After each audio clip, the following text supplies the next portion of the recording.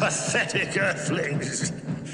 Who can save you now? Flash!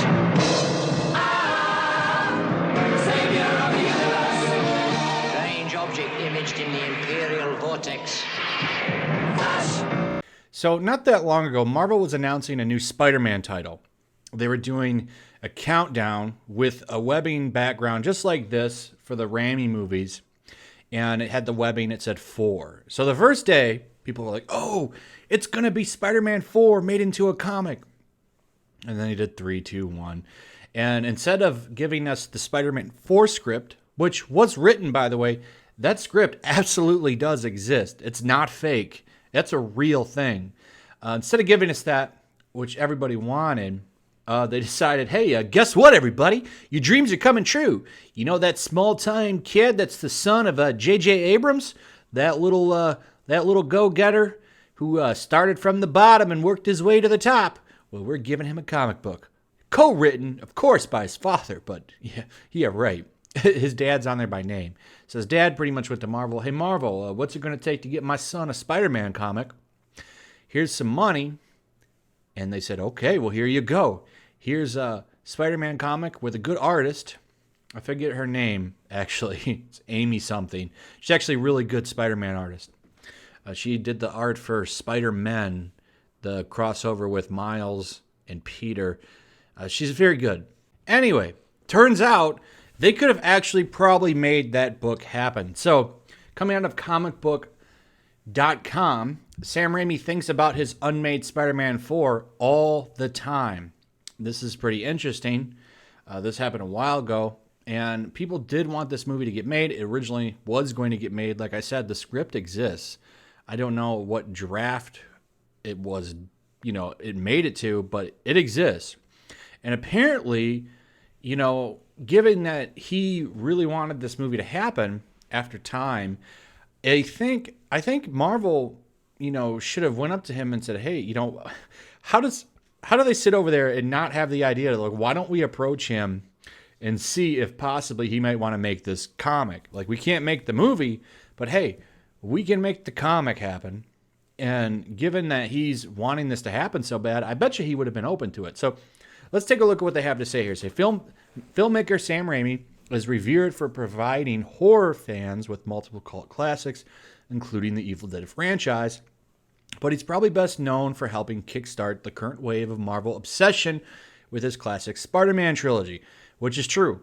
The biggest comic book movies that really helped press the genre were Raimi's Spider-Man movies and Bryan Singer's original 2 X-Men movies. Those were really the big ones. I know a lot of people are going to say Blade, and Blade was a great movie, but let's be serious. X-Men and Spider-Man are really what pushed everything and started the whole modern comic book revolution. So anyway, now that he's shifted to a producer role for the new film Crawl, released less than 2 weeks after Spider-Man Far From Home, Raimi is reflecting on the Spidey movie that never was.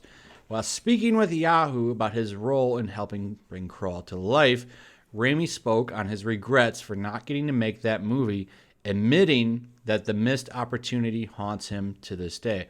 They have him quoted as saying, "I think about it all the time," said Raimi. "It's hard not to because each summer another Spider-Man film comes out. So when you have an unborn one, you can't help but think what might have been. But I try to focus on what will be and not look to the past." That's pretty interesting. And it makes you wonder, so is it possible they could revisit this, do an animated version? I think a lot of people would like to see that because, like it or not, that original trilogy, a lot of people love it. Now, the third one, not so good. That one definitely had its flaws for sure. But I really wish that they would have had a chance to close that series out properly. It really would have been nice to get a comic adaptation of it. Maybe that could still happen. Marvel definitely could make that happen, but they don't really seem to be interested in making good moves over in the comic division. They really don't. So anyway, Raimi obviously used his horror sensibilities, as he explained to Yahoo that he's a huge fan of the Universal Monsters pantheon, but he still wanted to stay true to the frantic energy from the early days of Marvel Comics. "I was super influenced by those movies And I also loved the Hammer horror films, but I was more influenced by Stan Lee's comic books and the great artists like John Romita and Jack Kirby, who told stories with visuals that had a real in-your-face, over-the-top presentation.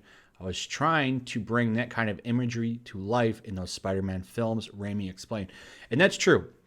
Now, the difference between Raimi and the current director of the Spider-Man movies, there was an interview where they asked him, what influenced you, with these movies? Were you a big Spider-Man fan? And you know what he said? He said he liked the X-Men, but he really loved drawing Spider-Man. And then when you see Raimi's answer, it's like, wow, he actually did his homework, and it seems like he did like the character. You can say what you want about those movies, but those first Spider-Man movies felt like a comic. They really captured it to me. The only complaint I ever had was they had organic web fluid. I never liked the organic web fluid. I never liked that. I did get over it, and I got why they did it. They did it as a time saver. That way he wouldn't have to fiddle around with cartridges and stuff like that. I mean, it made sense, but I wasn't a big fan of it, but I did get over it. Overall, the first two movies are masterpieces of comic book theater, in my opinion, especially Spider-Man 2. I think it's absolutely the best, probably one of the best comic book movies ever made, and absolutely the best Spider-Man comic ever made. So years removed from the original trilogy, they remain popular among many fans, and now arguments are taking place about the best one. Is it Spider-Man Far From Home or Spider-Man 2? And I think Spider-Man 2 is the clear winner there. I wouldn't even put Spider-Man Far From Home against Spider-Man 2. If anything, I would put the Spider-Verse movie with Miles against Spider-Man 2. I think those are the best two Spider-Man movies pretty much done, in my opinion. You might disagree with it, but that's how I feel. It's unfortunate that we'll never get Raimi's plan for Spider-Man 4, although we likely never would have gotten the latest iteration of the character in the Marvel Cinematic Universe. If that were the case, Raimi's original plans for the fourth movie included the villains Vulture and Mysterio, iconic foes who later appeared in Marvel Studios movies. It's a bittersweet trade-off, but we still can't help but wonder what might have been had Raimi had the opportunity to end his Spider-Man series on a high note. And we could have known what might have been. It's really funny to me that Marvel never reached out to him. How do they not sit there and think, maybe he wants to come write that story finally? It doesn't make any sense. You could get an easy maxi series out of this, probably 12 issues or something, and I bet you they would be successful, and they would probably draw in new readers. But, they're not going to do it. They don't do anything that makes money out there. I don't think they care. They probably think it makes too much money, and they don't want to do it, because if there's anything I've learned over the past 2 years of covering Marvel, is they don't care about money. Anyway, would you love to see this as a book? Would you like to see this as an animated movie? Let me know what you think. Would you even want to see this at all?